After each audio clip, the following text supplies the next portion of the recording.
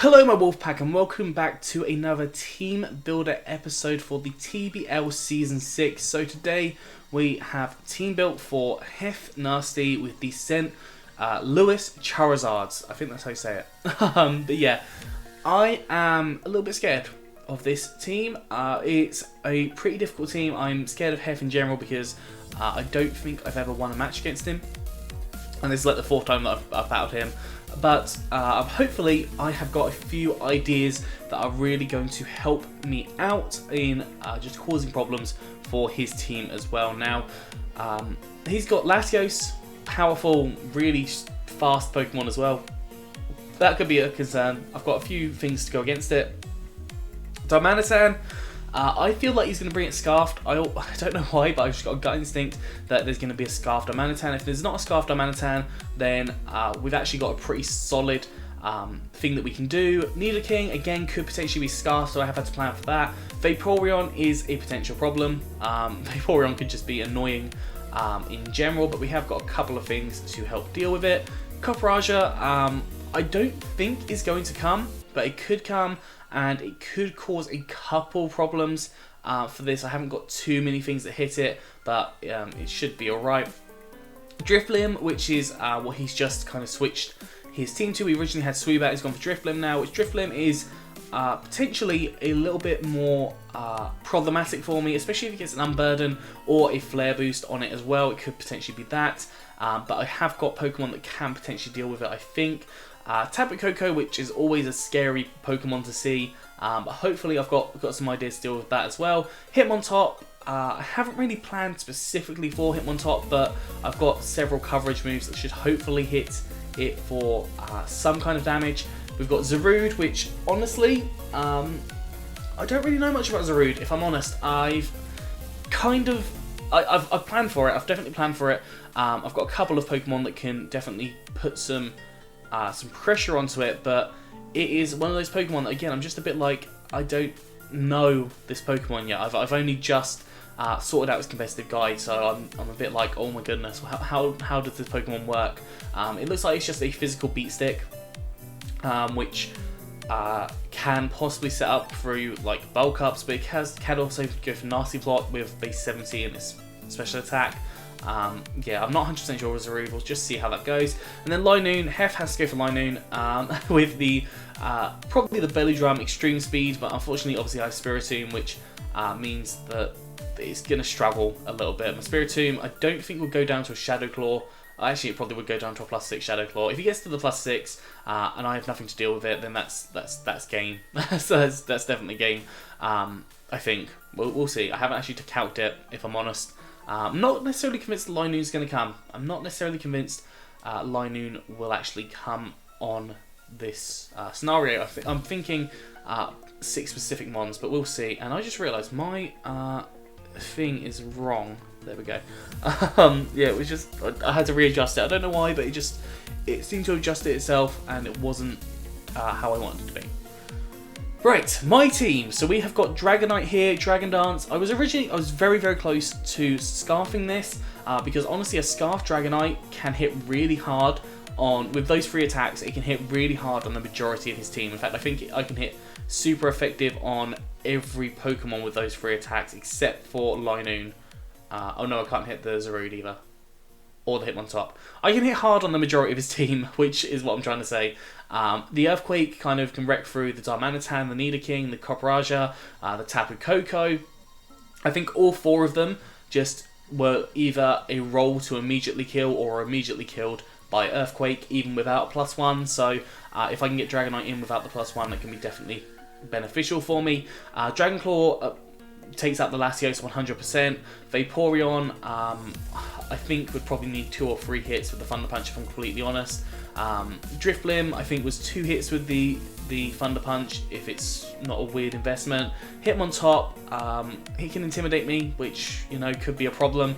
Zarude, I didn't, again, really calc, but obviously Dragon Claws will hit it quite hard. And then Linoon, which, I don't think Linoon has the best defense, so it shouldn't be too difficult to take down. But yeah, Dragon Claw, Earthquake, Thunder Punch just hits really hard on this team. I could have potentially gone for like a fighting type attack on top of it, or I could have gone for like dual wing beat maybe, but I thought this is the best set that I've got. As I said, I was originally going to go for Choice Scarf, but then I decided to go for a different Pokemon with Choice Scarf, because if I can get the Dragon Dance set up, this thing late game can definitely sweep. I think I need some chip damage on the Zarude, probably some chip damage on Hitmontop or Linoon, and then I can just full on sweep with Dragonite Dragon Dance. So that should hopefully be really nice there. I've gone for 172 in the speed with the Jolly Nature. That just allows me to outspeed Tapu Koko at +1. So yeah, that's the reasoning for that one. I'm going for 84 on special defense because that just minimises the amount I might get from a Dazzling Gleam from the Tapu Koko. I think if it Dazzling Gleams me and I'm at multi-scale, I can take 2 hits, I think, from... It might be a roll, but from what I can remember, it was about 30% damage from the multi-scale, which would double that, would be about 60 damage, that'd be about 90% damage total. So I should be able to potentially live 2 hits from the Tapu Koko if I ever need to like set up a Dragon Dance on it, possibly even 2 Dragon Dances. The only concern with this set would be a Choice Scarf Latios, which is definitely a possibility, although my team is... all but one of my team are slower than Latios, so I don't know why he would do that, but he might try and do that because predicting Dragonite to be Dragon Dance definitely could be a thing, or he could try and fake out it at some point. But yeah, we'll see. We'll see what happens, because I'm recording this like a few hours before the battle, about 4 hours before the battle actually. The second one I've gone for is Alcremie. Alcremie is again my special defense Pokemon. I feel like I'm getting a bit too predictable. I really need to switch it up next week. I'm just getting too predictable in my... In fact, I'm bringing the exact same team that I brought last week. I need to find a better niche for my team. But we've got Alcremie. Recover to allow me to heal up. I haven't gone for Carmine this week. I didn't feel I needed it. This is a really solid switch in on the Latios. It could also be a switch in on like Vaporeon, because Vaporeon can't do too much to me. Koko can hit me really hard, but at the same time I can recover off the damage it does to me. Hitmontop doesn't want to see me. Zarude, it can hit me relatively hard. I think the only steel type it gets is Iron Tail, and I don't think it gets any poison type attacks, so Alcremie is relatively safe. Linoon would probably be able to take me out at +6, to be fair. Like, it would just destroy me. But yeah, like, I've got Dazzling Gleam, which hits several of his team. Giga Drain, which I just kind of put on there as just a thing to hit Vaporeon. Coveraja, I did consider going for Mystical Fire, but then I thought, actually, I don't want to leave Alcremie in against a Copperajah no matter what, even if he tries to switch in on it. But yeah, I'm not going to risk that. And then I went for Psychic, because that hits the Nidoking for super effective damage if I'm predicting a switch in, because I think that's a very definite switch in on my team with the Nidoking there, on Alcremie, I should say. And then Psychic just hits a couple of things just for a little bit of damage there as well, if I'm not quite sure on what to click. And then, as I said, especially defensive, leftovers, healing up, yeah. Moving on to the third Pokemon. Excuse me, I've got the hiccups. We've got Spiriting. I was tossing up between a Leftovers or a Rocky Helmet here. I did decide to go for Rocky Helmet in the end. I thought Rocky Helmet just works slightly better because of things like Darmanitan, which are going to try and hit me really hard if I can cause that damage to it, and also potentially get a Pain Split off with it as well. Whilst that, I didn't really think that through properly, because I've just realised that will minimise the amount of recovery I get from Pain Split, but the Rocky Helmet damage could definitely be helpful in a lot of different scenarios. I've got Shadow Ball, which hits Latios for super effective damage, and obviously it's not affected by the Psychic type attack from Latios. Darmanitan obviously doesn't really want to take Shadow Ball. Nidoking, again, doesn't want to take the Shadow Ball. Vaporeon can come in and wall me quite easily, so that's something that could happen. Burning Jealousy on the Copperajah if he wants to try and set up anything on any Pokemon. So for example, the Linoon, if he tries to get the Linoon in on me to try and set up the Belly Drum, I can just quite happily go for the Burning Jealousy on that Linoon, which would cause it to be burned in half its attack power from the belly drum. So having that as an option is definitely going to be helpful. And then I've got Will-O-Wisp just in case I can't go for the Burning Jealousy for some reason. If the Lightning's already set up, if I'm hoping to live an attack, I can go for the Will-O-Wisp to allow it to burn that and obviously make it a lot less scary to my team. EV-wise, max HP, max defense. It's just my defensive mon. It should be able to take hits. Obviously, Hitmon top, stab is not going to hit me. Yeah, I'm not going to switch this thing in on a Tapu Koko or anything, but this can hopefully do quite a bit of work in this team this week, is what I'm trying to think. I think Spiritomb could potentially do a lot of work. I think it's a safe switch into a lot of Pokemon on his team, so that would be pretty nice to have. Moving on to Rotom Wash. Now I've gone for more, I'd say more of an offensive set. It's not really more offensive than I normally run it, but it's got a solid amount of special attack to do as much damage as possible. We've got Assault Vest this week. I've gone for 4 attacking moves, and I thought Assault Vest allows me, if the Latios comes in for any reason and drops a Draco on me, I definitely live that Draco because of the Assault Vest having obviously beats 107 in my special defense, and then 1.5 times in that special defense. It's really helpful for me, and the Assault Vest, yeah, is just going to be helpful, as I'm trying to say. Levitate as well, that means the Nidoking is less of a problem for me. We've got Thunderbolt, which hits Darmanitan for neutral, Vaporeon for super effective, Copraja for neutral, Drifblim for super effective. Koko doesn't hit very well, but I don't think Koko really wants to take a Thunderbolt. Hitmontop doesn't want to take one. Zarude, I don't stay in against. I just flat out don't stay in against the Zarude. And Linoon probably doesn't want to take a Thunderbolt either. And the rest of the Mons either get hit by Hydro Pump or Shadow Ball. I've got a really solid option in Volt Switch as well there too, so I can get that Volt Switch to switch out to a different Pokemon if I need to under any scenario.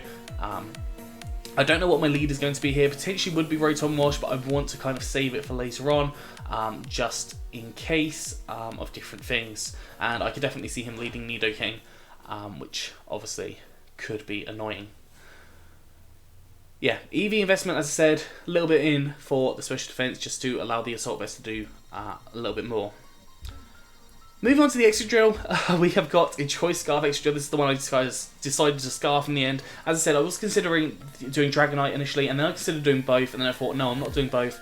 I'm not running 2 Scarfs this week. I think that's just too dangerous for me, because, yeah, I just couldn't, without having to sack Pokemon off, and then I know I try and keep them for late game, and then I would just end up with problems. So I decided just one Scarf, but Scarf Excadrill can actually do a lot of work, especially considering it's Mold Breaker. Earthquake destroys the Latios, destroys the Darmanitan, assuming that it's not Choice Scarfed. Nidoking, I can outspeed if it's Scarfed, so I can hit it really hard with Earthquake as well. I think it just takes it out. Vaporeon probably would be 2 Earthquakes, but I don't really want to stay in against it, if I'm honest.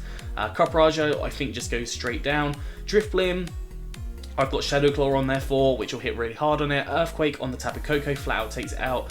Hitmonlee, Hitmontop, doesn't really want to take an Earthquake from me by any means. Obviously the Intimidate possibility is definitely there. I could definitely see Hitmontop, yes, the British version of the Hitmon variants. Yeah, Hitmontop I could definitely see coming just to intimidate me, because I have got some really powerful physical ones. I've only got 2 physical ones this week, but if they get intimidated, it could potentially be a problem for me, so Hitmontop could definitely be coming. Zarude could be a problem, but I have gone for X-Scissor. X-Scissor should flat out take it out if he's... I think the main switch in would probably be Vaporeon, but he could definitely go into Zarude, and I've got the X-Scissor there, just in case there's any scenarios where he stays in with that or he comes in with it. Linoon, again, probably doesn't want to take an Earthquake. I don't know what a +6 Extreme Speed does to me. I'm pretty sure it would take out an Excadrill. I'm pretty sure that would be the case. Although that being said, a +4 Mimikyu with Play Rough didn't take out the Excadrill, so maybe, I don't know, I'll have to run the calc, I'm not 100% sure. But yeah, speed investment is just to outspeed, I can't remember what it's to outspeed, it's outspeed something. Scarf Nidoking. Scarf Nidoking is what it's designed to outspeed, but it should outspeed the Tapu Koko as well. At least I'm pretty sure with that. I'm just going to have to double check that before I do the match, but I'm pretty sure it outspeeds the Tapu Koko as well. Yeah, hits hard. I thought the Mold Breaker is all I needed here. Typically, Hef doesn't have a lot of kind of bulk on his team, or like the only thing that really is massively bulky is the Vaporeon. So I can kind of break through on a lot of mons. The Hitmontop could just be a problem, though, as I've said. Finally, we've got Azelf. Azelf could do a lot of work in this week. It outspeeds everything except the Tapu Koko or anything that's randomly scarfed. We've got Psychic, which hits really hard on things like Nidoking. It can hit neutrally on Darmanitan, which can do obviously a lot of damage. It hits neutrally on the Tapu Koko, which again can do a lot of damage to it. Super effective on the Hitmontop. The Zarude, the Flamethrower, hits like 75%, which obviously if I've got some chip damage could definitely be helpful. Linoon, again, I won't live a +6 from a Linoon, but if I hit it really hard with like Psychic, I'm pretty sure it does more than 50%. In fact, I'm sure it does more than 50% damage. Latios, I've got the Shadow Ball for, same as the Drifblim, and then Thunderbolt is there for the Vaporeon and the Drifblim as well, in case I need it for either of them, protecting a switch-in potentially. So yeah, that was kind of my thought on that. EVs, I've gone to outspeed the Latios, so the EV there is just to make sure I outspeed Latios. I haven't made sure to outspeed anything that's scarfed, because basically like that was as fast as I could kind of be without having to go for very specific scenarios, but I thought I will plan for as much as possible. Life Orb just gives me that little bit of extra damage output there, which is obviously going to be really helpful in most of my scenarios. So prediction-wise, for what Hef is going to bring, I think the Latios 100%, the Darmanitan comes, probably Scarfed is what I'm predicting. Nidoking I could definitely see coming, Vaporeon I could see coming, the Tapu Koko and the Zarude are kind of my top 6 options. Hitmontop is there as a 7th, and then Linoon is there as an 8th. Drifblim I don't know if I see coming. It can do a few things to my team, but I've also got a lot of things that can really mess with it in return. Copraja, again, I've got a lot of Pokemon that can kind of deal with it, but at the same time it could be there to deal with Alcremie, and I don't know what else I said wasn't coming, but yeah, this is it's quite difficult to plan for all mons when you know only 6 are coming, and hopefully we'll see kind of what happens. They've got the match in a few hours time, so I'm going to see. Hopefully we can get a 4-win streak, but you know, if we don't, we don't. That's kind of what I've decided on, but yeah. Anyways, that is all for today, so I hope you've enjoyed this. If you have, please do like, subscribe, and comment. Let me know what you think down in the comment section below. Anyways, I'm out of here, so have a good one, and I will see you soon.